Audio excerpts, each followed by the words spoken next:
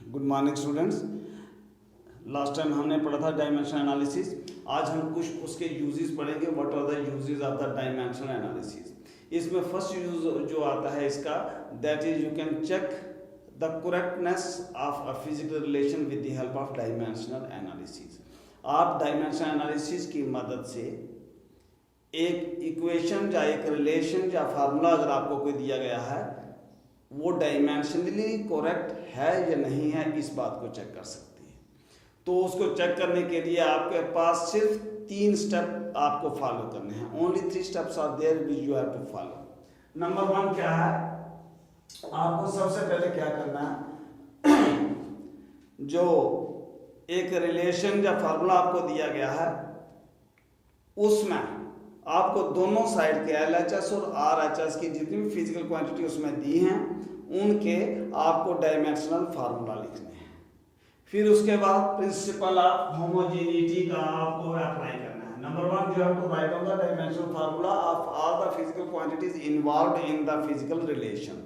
Number 2 क्या करना है, आपको you have to apply the principle of homogeneity. Number 3 उसके बाद क्या आएगा, अगर जो आपका इक्वेशन वहां पर बनी उसमें LHS और RHS में जितनी फंडामेंटल क्वांटिटीज हैं उनकी डायमेंशंस एक दूसरे के बराबर हैं तो वो फिजिकल रिलेशन डायमेंशनली करेक्ट है, अदरवाइज इट इज इनकरेक्ट। मैं रिपीट कर देता हूं कि अगर फंडामेंटल क्वांटिटीज की डायमेंशंस LHS और RHS में एक दूसरे के बराबर हैं तो वो इक्वेशन, वो रिलेशन, वो फार्मूला डायमेंशनली करेक्ट है, otherwise it is not correct. एक हम सिंपल एग्जांपल लेकर के इस बात को एक्सप्लेन करने का प्रयास करेंगे। जैसे इक्वेशन ऑफ मोशन सबसे पहली थी, आपने पढ़ी होगी V = U + AT। हम देखते हैं कि क्या ये डायमेंशनली करेक्ट है या नहीं है। तो हम क्या करेंगे, सबसे पहले हमने कहा कि हमको क्या करना है, हमको डायमेंशनल फार्मूला लिखना है, इसका भी और इसका भी। तो dimensional formula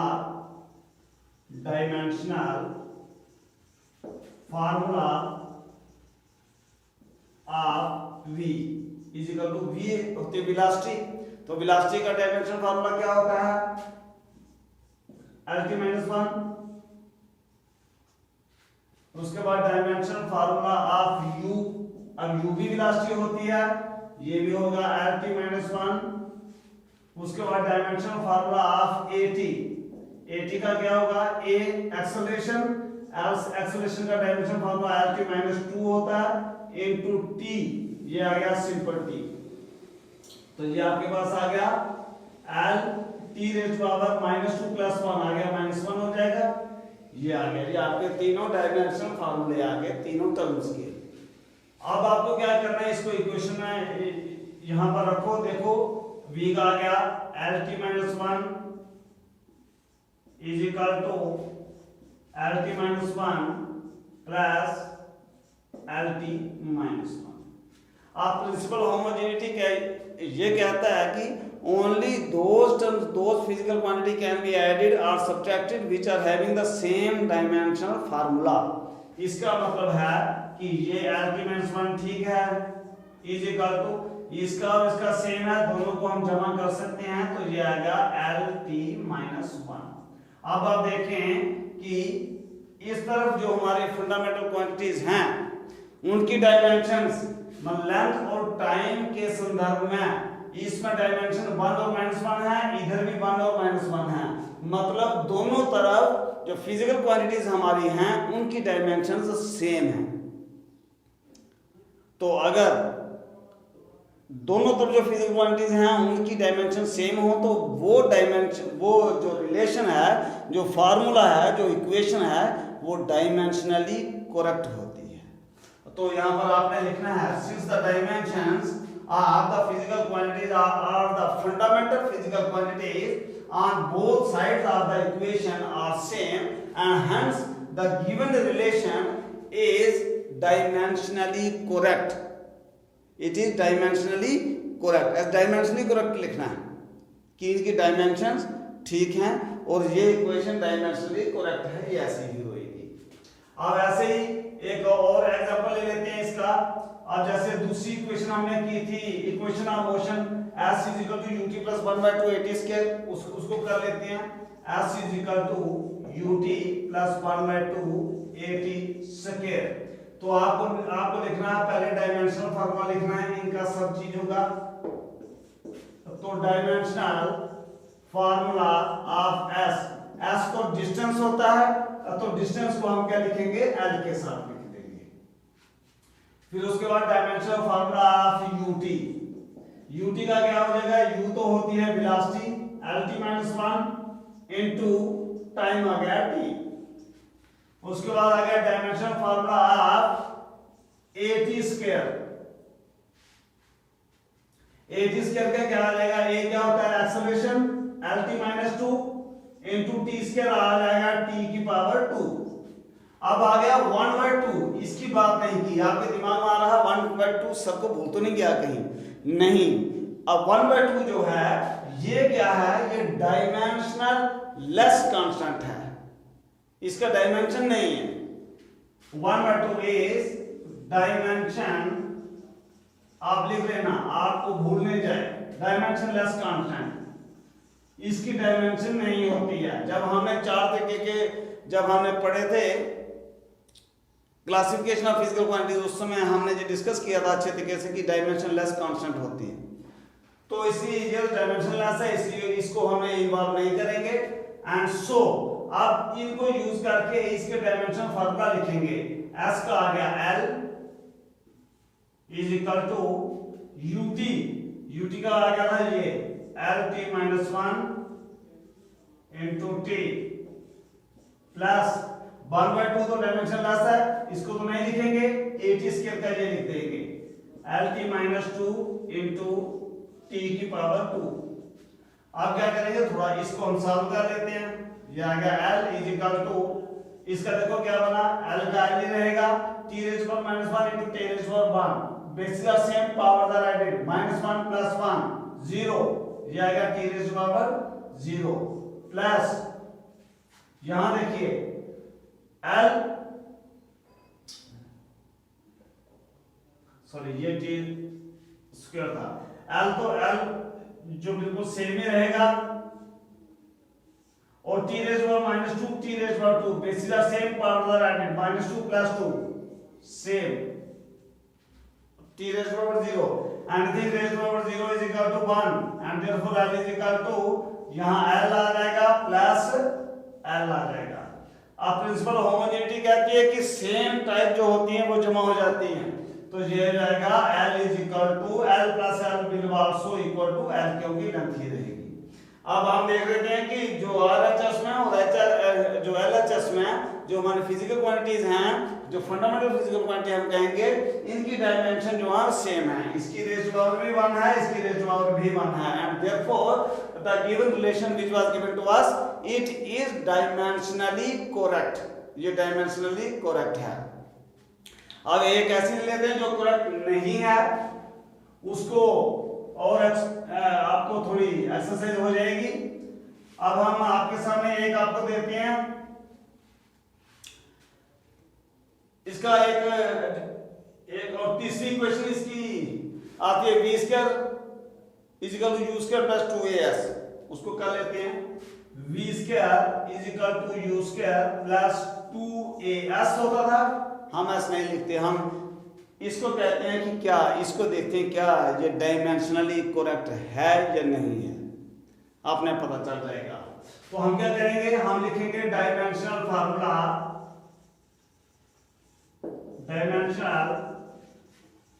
of v square is equal to, v होती है वेलोसिटी, वेलोसिटी का डायमेंशनल फार्मूला होता है lt -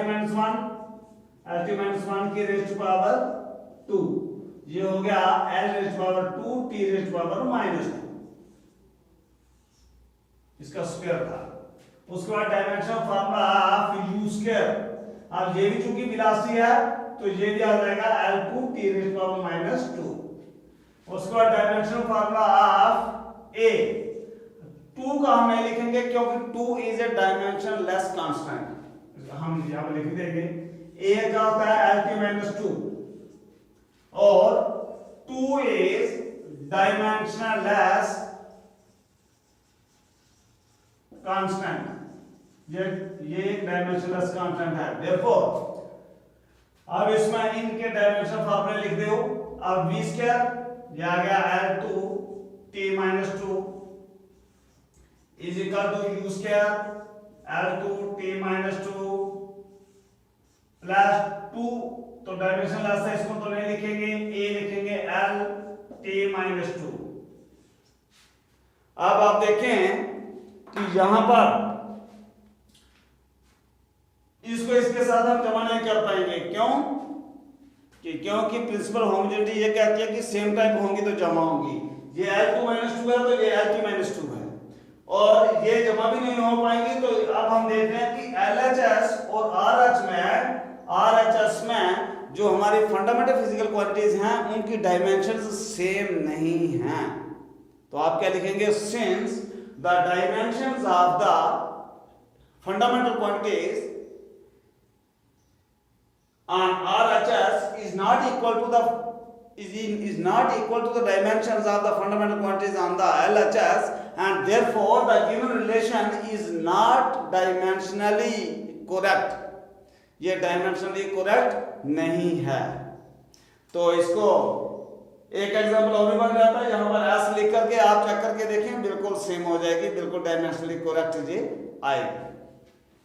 और एग्जांपल देखें, एक एग्जाम में तकरीबन कई बार आपको चेक करने के लिए आ भी जाता है t is equal to 2 pi under root L बटे g, t is equal to 2 pi under root L divided by g। ये time period of the simple pendulum आता कई बार, इसको चेक कर लेते हैं। तो आप क्या लिखेंगे? डायमेंशनल फार्मूला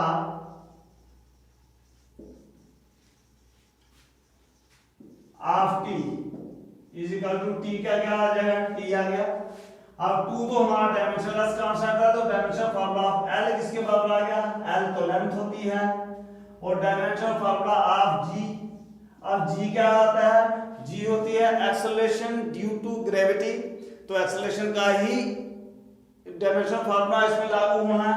तो एक्सेलरेशन का फार्मूला क्या होता है? एल टी - 2 होता है जी, एल टी - 2 और 2 पाई is dimensionless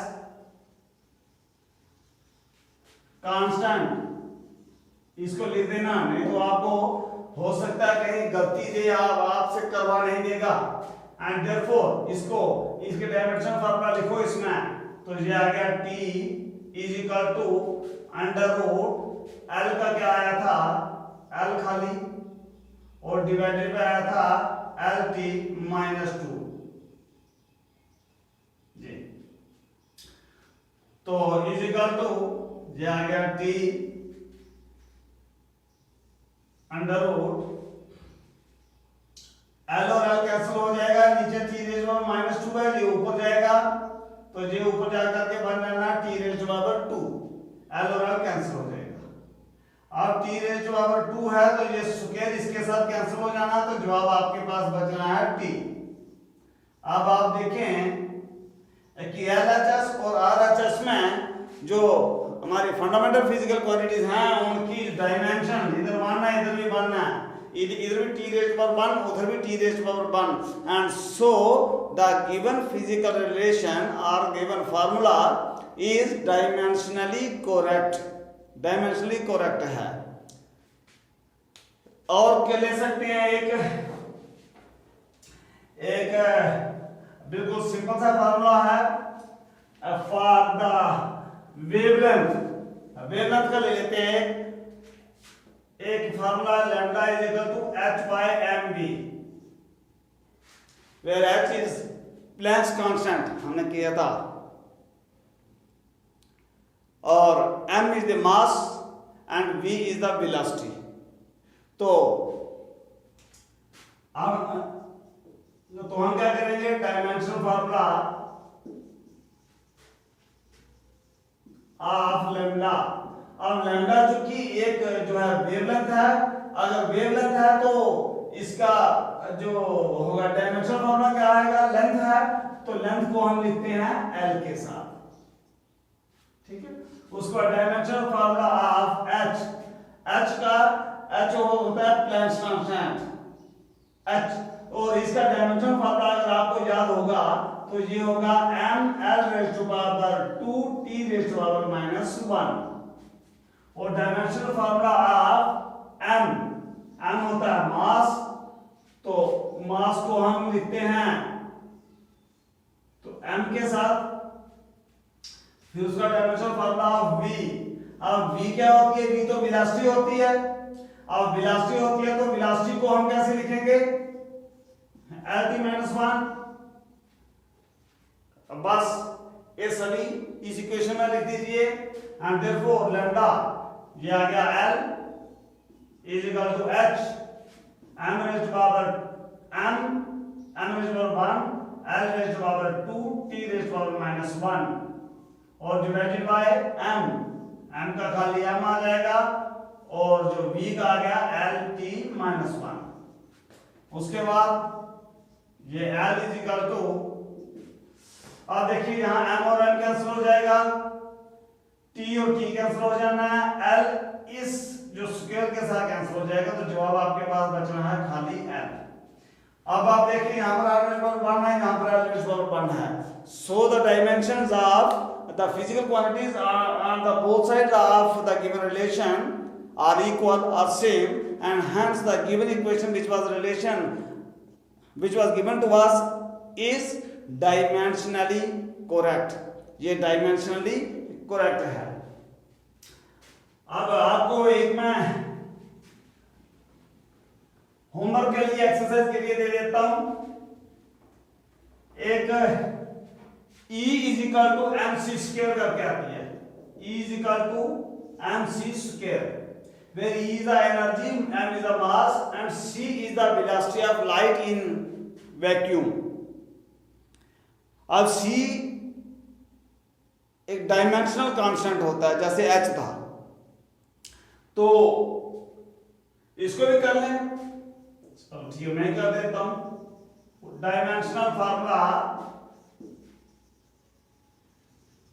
ऑफ E क्या होता है, एनर्जी और वर्क दोनों का डायमेंशनल फार्मूला सेम होता है, तो work W is equal to force into distance. तो इस प्रकार E जो है इसका डायमेंशनल फार्मूला क्या बनेगा, ml2t-2, वो क्योंकि F is equal to m into a होता है इसलिए। और dimensional formula of m is equal to mass का आ गया m, उसके बाद c dimensional formula of c होती है velocity of light, speed of light, तो उसका जो इसका डायमेंशनल फार्मूला स्पीड वाला ही होगा, तो वो होगा lt-1। अब लगाइए इसमें E में आएगा ml2t-2 is equal to mc square, m का m ही आ गया और c का आ गया lt-1 का स्क्वायर, तो ये आ गया ml2t-2 इज इक्वल टू, इसको एक साथ ही लिख सकते हैं, m एक साथ, अब इसका स्क्वायर है तो l रेज़ टू पावर 2 हो जाएगा, t रेज़ टू पावर -2 हो जाएगा, क्योंकि ये इसका स्क्वायर है। आप देखिए LHS और RHS में जो हमारी जो फंडामेंटल फिजिकल क्वांटिटीज हैं उनकी डायमेंशंस दोनों तरफ सेम है। सो इसके नीचे आप लिखेंगे since the dimensions of the all the fundamental quantities on both sides of the equation are same, and hence the given relation or the given formula is dimensionally correct। एक exercise आपके लिए मैं दे रहा हूं, आप इसको निकालना, अगर आपसे निकल जाए तो अच्छी बात है, नहीं तो कमेंट बॉक्स में लिख देना, मैं आपने नेक्स्ट क्लास में एक्सप्लेन इसको भी कर दूंगा। एक आता है v is equal to √2gm divided by r, where v is the velocity, g is the gravitational constant, m is the mass and r is the radius। इसको आप निकालना, आपको वेरीफाई करना है कि whether this equation or this formula formula is dimensionally correct और not. तो अगर आपसे निकल गए अच्छी बात है, अदरवाइज मैं नेक्स्ट क्लास में इसको हम आपके लिए निकाल देंगे। ये था first use of the dimensional analysis. अब नेक्स्ट यूज क्या है हम नेक्स्ट क्लास में आपके साथ डिस्कस करेंगे। Till then stay home, stay safe, thank you.